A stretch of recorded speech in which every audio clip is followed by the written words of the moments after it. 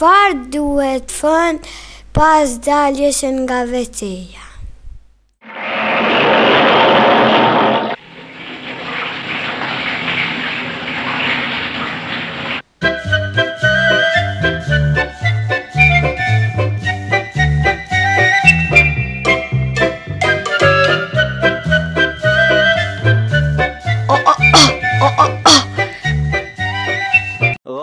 Çfarë ke ojder?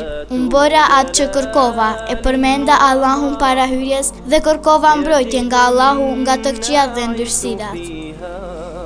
Unë dua që ti tash të thuash prap diçka siç ke thënë para hyrjes që ka vlerën e njëjtë. Çfarë po thua, shoku im? Nuk kam besuar se duhet për të thënë edhe diçka kur të dalim nga WC-ja. Mirë po unë nuk kam folur, derisa kam dalë nuk të kam kundërshtuar. Të lumt, ke vepruar drejt, por tash duhet të përmendish të kërkosh falje nga ai, për atë kohë që s'ke mundur kur ke qenë mbrenda. Estakfirullah. Por më mirë thuaj gufraneke. Gufraneke. Kjo është së pari që duhet thënë kur ta kryesh nevojën. Çfarë do të them pastaj? A nuk e qenë e lodhur dhe e ngarkuar para se të hyje oj Zamira? Kam qenë shumë e ngarkuar, ojder. E tash, elhamdulillah që mu largua gjithë ngarkesa.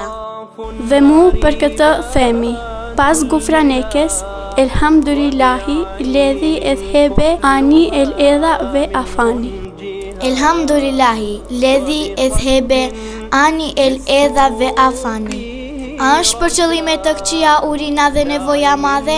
Dhe për këtë themi, ue afani që do të thot, më kalën mua atë që më nevojitet dhe më largoj mua atë që më bën dëm. Prej çdo dëmi. Të lumt oj shoqja ime, për këtë të këshilloj oj Zamira, që të mos vënohesh në kryerjen e nevojës. Nga se mbajtja e urinës dhe nevojës së madhe shkakton dhimbje dhe dëme. E lut Allahun që të shpëtoj ty dhe të gjithë muslimanë. O Allah, prano. Transmetojnë Ebu Davudi dhe Nesaiu, që i dërguari i Allahut, sallallahu alaihi vesellem, kur dinte nga WC-ja foshte, gufraneke elhamdulillahi levi, efhebe ani eva ve afani.